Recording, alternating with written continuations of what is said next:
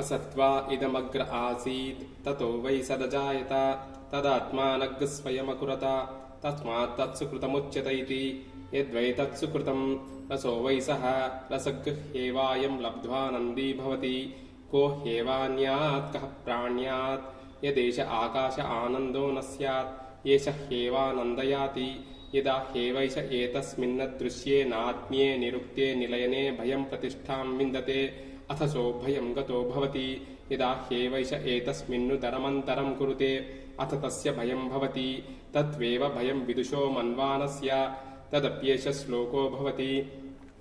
నామరూపాత్మకమైన ఈ జగత్తు మొదట సృష్టికి పూర్వము అవ్యాకృతముగా ఉండెను. ఆ అవ్యక్త స్థితి నుండియే నామరూపాత్మకమైన జగత్తు ఉద్భవించెను. ఆ అవ్యక్త బ్రహ్మ తనంత తానే ఈ జగత్తుగా వ్యక్తమయ్యను. అందువలన అది స్వయం కర్తృకమని చెప్పబడుచున్నది. ఏదైతే స్వయం కర్తృకమైనదో అది రసస్వరూపిగా ఉంటున్నది. జీవులు ఆ రసమును అనుభవించుట చేతనే గదా ఆనందించుచున్నవి. అటువంటి రసస్వరూపి అయిన పరమాత్మ జీవుల హృదయమందు లేకపోయినచో నిజంగా ఎవరు శ్వాసను పీల్చగలరు, ఎవరు జీవించగలరు? ఆ పరమాత్మయే కదా లోకమునకు ఆనందమునిచ్చుచున్నాడు.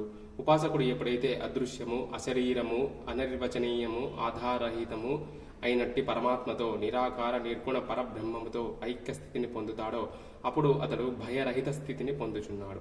ఈ విషయంలో ఏ కొంచెమైనను భిన్నంగా ప్రవర్తిస్తున్నాడో అనగా పరమాత్మను అద్వితీయునిగా, అఖండునిగా, అనంతునిగా తెలుసుకున్న జాలడో అప్పుడతనికి భయం కలుగుచున్నది. ఇట్టి వివేకము లేని పండితునకైనను సరే ఈ భేద దర్శనము భయకారణమగుచున్నది. ఈ విషయమే ఈ శ్లోకమునందు చెప్పబడినది. భీషాస్మాద్వాతః పవతే భీషోదేతి సూర్యః భీషాస్మాదగ్నిశ్చేంద్రస్య మృత్యుర్ధావతి పంచమ ఇది. ఈ బ్రహ్మము యొక్క భయము వలన